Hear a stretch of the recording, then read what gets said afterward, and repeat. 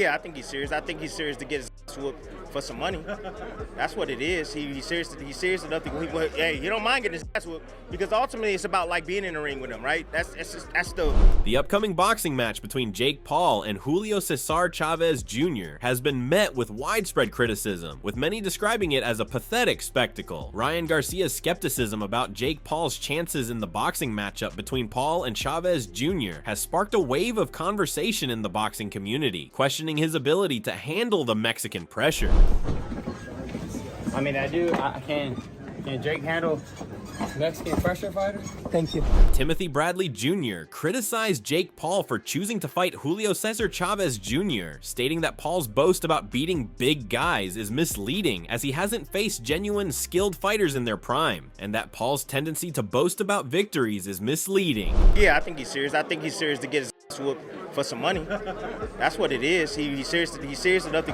Hey, he don't mind getting his ass whooped because ultimately it's about like being in the ring with him, right? That's the main thing. He want to be able to say, look what I've done in the last 4 years, 5 years, or 5 years in boxing. I got to the top. I fought the best fighter in the world, pound for pound, Canelo Alvarez or Anthony Joshua, heavyweight champ. That's different. That's all he wants. He looking for clout, man. That's it. Clout at the end of the day. He know he can't beat none of those dudes. Eddie Hearn discussed the recent rumored fight between Chavez Jr. and Jake Paul, highlighting the unpredictable nature of Chavez Jr.'s career. He acknowledged the unpredictability of his fights, but believes Chavez Jr. is a suitable and favorable opponent for Jake at this stage of his career. I remember standing on a beach in Mauritius. I had the Julio Cesar Chavez fight. It was done. Al Heyman phoned me up. They made me a very good offer for the fight. Carl Froch had always wanted to fight in Las Vegas. We had Julio Cesar Chavez in Vegas for a load of money. And Carl just turned around and he went, do you know my elbow's a bit sore? I was like, what the f***? And that was it. He never fought again. That was about 10 years ago, maybe, something like that. Chavez has had a few twists and turns since then. Yeah, so it's a good opponent pick for Jake Paul.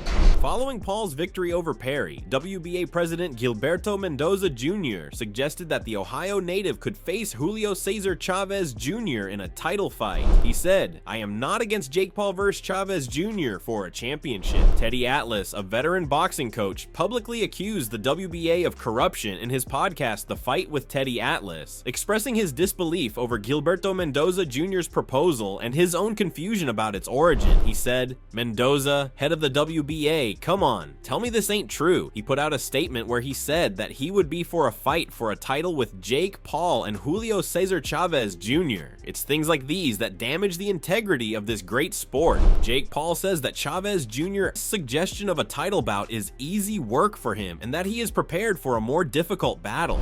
The WBA convention is here. WBA President Gilberto Mendoza has said a couple times that he'd be willing, he wouldn't be against you having a title shot, title fight against Julio Cesar Chavez Jr. Julio Cesar Chavez Jr. said that you guys are negotiating the fight. What are your thoughts on Mendoza's comments and Julio Cesar Chavez as an opponent? I want someone tougher, and I want a real belt, not just like something that gets put up for entertainment value. So it's great and all, but like honestly, he's easy work, and I want someone tougher to shut people up. Jake Paul continued by saying that he intends to face many more well-known people in the future. He emphasized that he is one of the most paid boxers in the world today, and that many elite fighters are keen to challenge him, primarily because to his enormous commercial value and substantial revenues. I mean, there's like a long line of people like that they can take a ticket and get in line to see who I want to fight next. Seriously, like I don't say that as shit talk. I'm the biggest payday in the sport of boxing right now, so everyone wants to fight, and when you're the hot girl on the block, you could do it you want. Oscar De La Hoya intervened to support Jake Paul amid the barrage of criticism he has been subjected to. In addition to calling Paul a superb promoter, he noted that Paul is now taking on Julio Cesar Chavez Jr., a true fighter. De La Hoya stressed that it would be incredible if Jake Paul were to defeat Chavez Jr., who had previously been incapable of being severely injured or defeated by Canelo Alvarez. Canelo Alvarez fought Julio Cesar Chavez Jr. We promoted that fight many years ago. Didn't knock him out, couldn't hurt him. So imagine if Jake Paul can hurt or even wobble Chavez Jr., it's something that Canelo didn't do or couldn't do. So Jake Paul, Julio Cesar Chavez Jr., it's a real fight. Look, people keep talking about Jake Paul, well, he's not a real fighter, this and that. Well, he's fighting a real fighter now in Julio Cesar Chavez Jr. It's going to be a good test for both guys. Obviously, Jake Paul, he's a masterclass promoter in what he does. He's been doing some great things. I mean, Mike Tyson, 60 million people. Fighting Julio Cesar Chavez Jr., who, when he trains, when he gets in shape, when he's focused, he will be dangerous for anybody. Oscar stated that Jake Paul would play a significant part in the larger plans that he has for the future of boxing. He also underlined that a bout between Paul and Chavez Jr. would be a big event, creating a lot of buzz and spawning a number of narratives. Chavez Jr., it's something that Canelo didn't do or couldn't do, so there's a lot of stories to come out from this, a lot of great stories for Jake Paul. So I just feel honored and proud that we can team up with MVP Promotions, with Jake Paul, and we can make Zurdo Ramirez with Torticos the mandatory. That's going to be a bloodbath in itself, so we're excited. Going forward, Jake Paul might be getting closer to realizing his goal of winning a world championship, as WBA president Gilberto Mendoza said that he wouldn't stand in the way of the influencer-turned-boxer competing against Julio Cesar Chavez Jr. Tony Bellew, a former world champion, is adamantly opposed and thinks it's a poor idea. He took to Twitter saying, "Sad time for boxing if this happens. I can't remember the last time Chavez had a win of any kind, and as for the other fella, he's chasing a man who's old enough to be his grandfather." Wade Plemons also offered his opinions, criticizing the matchup. He maintained that Jake Paul is once more battling an obviously elderly opponent. Plemons didn't hold back, even criticizing Chavez Jr. for his previous drug usage issues, which he found virtually absurd and which strengthened his opposition to the battle. And I don't mean for him trying to pursue more or less challenging fights. It's the idea of him stepping toward a world championship. It's already been put out there. I'm pretty sure Mendoza has already kind of tweeted out at some point that he wouldn't mind putting Jake Paul versus Julio Cesar Chavez Jr. in a fight for a championship. Does he mean a world championship?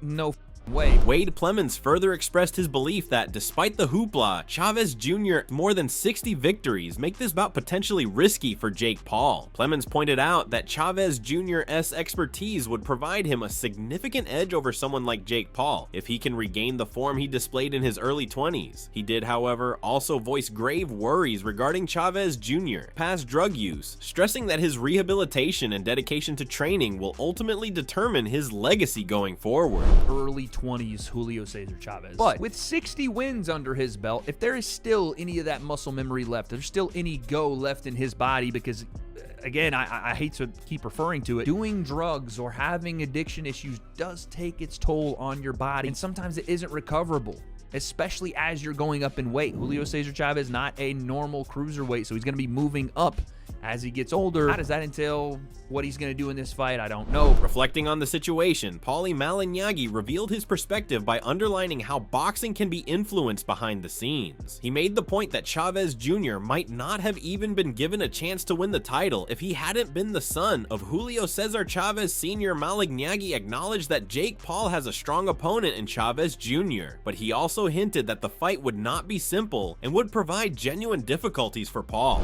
Everybody would think Anderson Silva would beat Jake Paul. I don't think there would be a surprise element. You know what I mean? Like, you still need to have a balancing act here where you're playing. I think Anderson is too good. Like, I don't think there would be a surprise element to that promotion. I think Chavez Jr. is a better name for it. Who Anderson just beat in boxing, who is tough though. He's lazy as hell. He's probably overrated as hell. If his last name, if he wasn't Chavez Sr.'s his son, he probably would go nowhere near a world title in his life. So boxing can be manipulated in that way. But, you know, he gives you a little bit more to work with, because again, the element of surprise. If is he gonna show up in shape? You're worried about guys not making weight. That guy will show up not making weight. At the same time, Paulie Malignaggi called Chavez Jr. an idiot for agreeing to fight Jake Paul, describing the decision as a total mistake. He went on to praise Jake Paul for possessing gorilla punches, asserting that these powerful shots would likely hurt Chavez Jr. badly in the fight. There's no way we can let that idiot Chavez Jr. fight Jake Paul, because Jake will beat him, okay? The gorilla punches will beat Chavez Jr. Meanwhile, Timothy Bradley Jr. also voiced strong opinions on the matter. He believes that Paul's success in the sport is more about marketing than actual boxing skill. Recently, Bradley was blunt in his assessment of Jake Paul's boxing career, offering a direct challenge for the YouTuber-turned-boxer to prove himself against real competition. He said, "This isn't boxing, this is celebrity deathmatch. If Jake wants to impress me, he's got to start fighting real fighters. The last time he truly did, he lost to Tommy Fury, and Tommy Fury is not that good." Timothy Bradley Jr., who has always been a staunch advocate for the integrity of boxing, is particularly upset by the potential sanctioning of this fight for a title. He believes it further devalues the sport and underscores the growing influence of celebrity-driven bouts rather than actual competitive contests. Bradley did not hold back when expressing his thoughts on this potential fight. Bradley said, "I look at Jake and ask, what is he? He's like a boxing plant. He was planted in the boxing game, and he's just milking and scamming people. He's not that good, not at all. He's picking and choosing who he wants to fight, and when I hear the WBA is thinking of sanctioning him and Chavez Jr. for a title fight, I have a problem with that, man." Amid all this, Robert Diaz has also shared thoughts on the situation. He mentioned that fighting Jake Paul has been a long-time dream of Chavez Jr., and now that it's becoming a reality, he feels great about it. Diaz also praised Jake Paul, recalling his past fight with Mike Tyson, and noted that if anyone is the best choice to face Jake Paul, it's none other than Chavez Jr. 2 years ago, I spoke to Chavez Sr., and we were talking, we were in an airport coming back from the WBC convention, and I said, "You know what fight your son should do?" And he said, "What?" "Jake Paul." So now I'm seeing it develop, and I'm like sitting back, and I'm like, wow, dreams do come true. So you've been wanting to see that fight? Yeah, I thought, you know what, if this guy's really good, and this is way before he fought Tyson, if Jake really is going to want to fight somebody and going to fight a boxer, Junior's the guy.